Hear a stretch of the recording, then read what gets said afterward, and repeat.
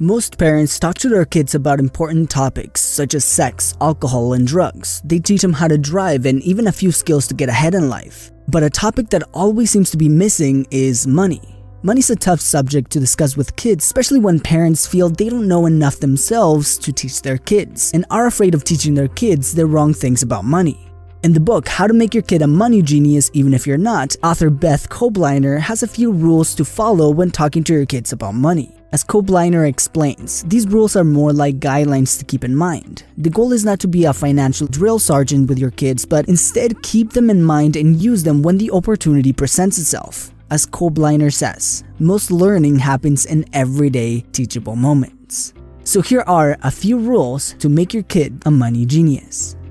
Number 1. Start earlier than you think. Researchers in the University of Wisconsin-Madison report that many children age 3 are able to grasp economic ideas such as value and exchange, although in a very rudimentary way. At this age, they are able to delay gratification and make choices. Kids at this age are eager and able to understand a lot, and sometimes more than we realize. This age can be a great opportunity to teach them where money comes from and how to pay for things, especially when playing. This can help them understand the concept of money and that things have monetary value. This is a prime age to teach the concept of patience. There is a famous experiment called the marshmallow test, where young children were given a marshmallow and told that if they didn't eat it right away, they'll get a second marshmallow.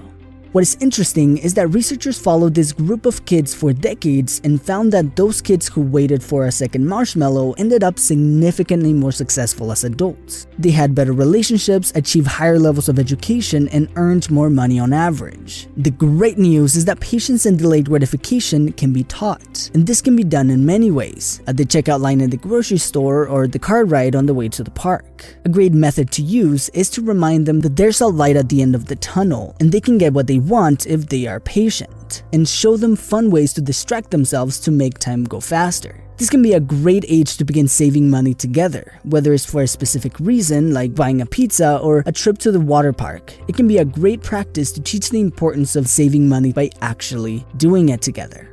Number 2. Make it age appropriate.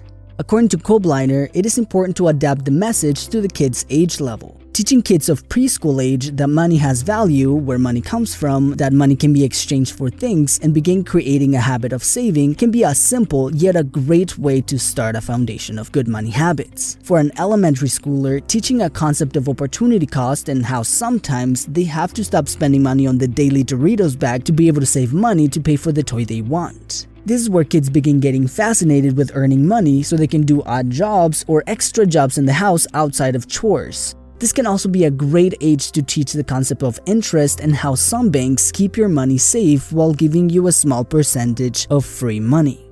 In middle school, it can be a good idea to teach the importance of always having money around, or as Kobliner says, it is never good to have no money. It is fine for a kid to save money to buy an item, but focus on not spending every penny we have on it. If a purchase wipes out their entire bank account, then it's a good idea to wait and save a little more before buying. In high school is where we can begin earning money and saving for important parts of their life, such as college. Research shows that kids whose parents carry the full burden of college costs score lower GPAs than kids who chip in. Although the reason is not clear, the most accepted theory is that when a kid feels he or she has some skin in the game, they will be more motivated to take full advantage of this sacrifice. This is also a great time to teach kids about the reality of taxes. Usually, this is where kids first begin getting jobs and receiving paychecks, so this is prime time to teach why their checks will be smaller than expected. This is where we can teach about the deductions that can be used before the government takes taxes out, like 401k contributions, health insurance, or any flexible spending accounts. Also teaching that it can be a good idea to contribute to a 401k at least as much as the employer is willing to match, since this is essentially free money. We can also teach that there are generally 3 types of taxes that get deducted from their paycheck. Income tax, which is federal, state, and sometimes local, which helps the government fund schools, highways, and more. They'll also pay Social Security and Medicare taxes. It is important for them to understand the difference between gross versus net pay. Gross pay is the amount you earn before taxes are taken out. Net pay is the amount you receive after taxes and other deductions are subtracted. This is where we can talk about investing, compounding interest, and the benefits of building an investments fund. Using an example, like if he invests $500 into an investments account like a Roth IRA or an index fund at the age of 16 with an 8% growth rate, by the age he's 65, these $500 will turn into over $20,000. Keeping these topics age appropriate can help the kid enjoy learning about money instead of feeling overwhelmed by the thought of money. Number 3. Use anecdotes. Most people, not just kids, learn better when we use stories to convey a message, and it is no different with money. Many parents understand that when they go into lecture mode, their kids tend to tune out, or worse, they actually do the opposite of what was told. If you tell your high school kid how a friend couldn't get an apartment to live in because she ranked a lot of credit card debt from overly shopping the year before, will create a longer lasting impression than simply saying credit card debt is bad. Stories can show how decisions lead to consequences without it feeling like a lecture, and stories tend to stick with kids' minds much better than just information. Number 4. Use real numbers. We tend to remember examples over just concepts. Telling a kid it is important to put money for retirement is more forgettable than if you tell them that if they invest $300 a month in a retirement account starting at the age of 18, by the time they are 65, they will have over $1 million. The word $1 million inevitably makes the high schooler take notice and have a stronger impression of the importance of saving for retirement. If you're not sure where to get your numbers, there's a great free tool that will help you calculate the compounding interest based on interest rates, amount saved, and length of time. This is a government site called investors.gov. And no, this is not sponsored, just really like the tool to calculate the compounding interest of any investment. Number 5. Don't overshare your financial past.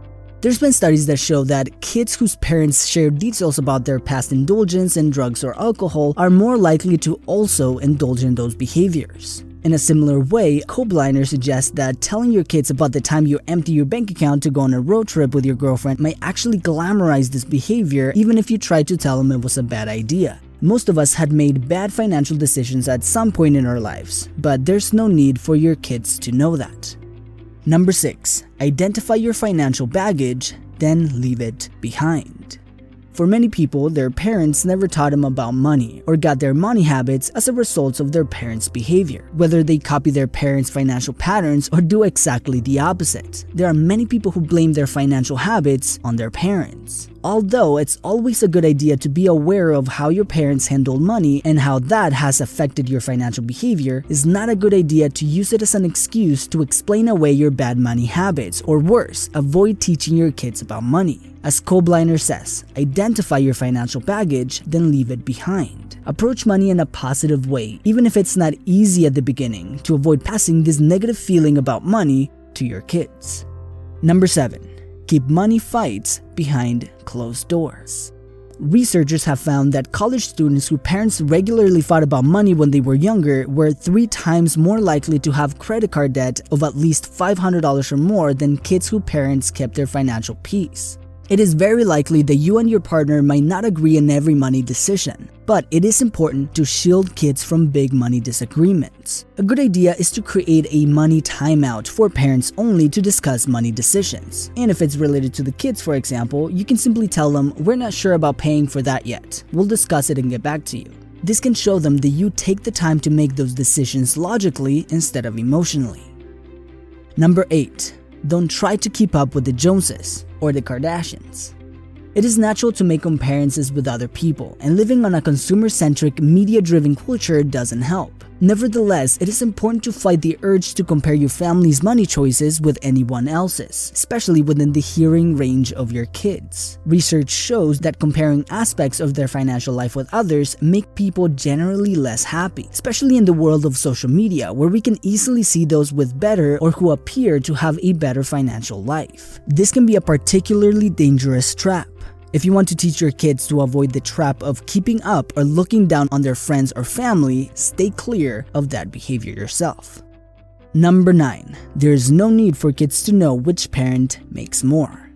If you and your partner both work full-time, avoid discussing who makes more. Putting dollar amounts on what mom and dad earn can send a message, especially to young kids, that one parent's contribution is more important. If one of them is a stay-at-home parent, it can be useful to teach the value of stay-at-home parenting and making it clear that it is a job too, and how it's best for one parent to do it instead of paying someone else to. In general, it is best to display unity. We are a team, we work together, and it doesn't matter who earns what. Number 10. Don't flaunt bad money behaviors in front of your kids. This one might seem obvious, but it can be very easy to say, do as I say, not as I do, as an excuse for bad money habits. Even if you're not perfect, it is important to not lead by example when it comes to bad money habits. Trying your best to get your own financial life in order and have a great mindset when it comes to money can send a more powerful message than just talking about it. Alright guys, this was a quick summary of the book Make Your Kid a Money Genius Even If You're Not by Beth Kobliner. Now this book has a lot of information that is impossible to fit it in a single video, so I highly recommend the read if you have some children. Now let me know in the comments which idea from this book resonated with you the most, and what ideas do you have to help kids learn about the subject of money. And as always, thank you for watching, and I will see you in the next video. Please subscribe to my channel if you have not done it yet, and don't forget to click the notification button. I hope you guys learned and enjoyed this video. Thank you, and have a great day.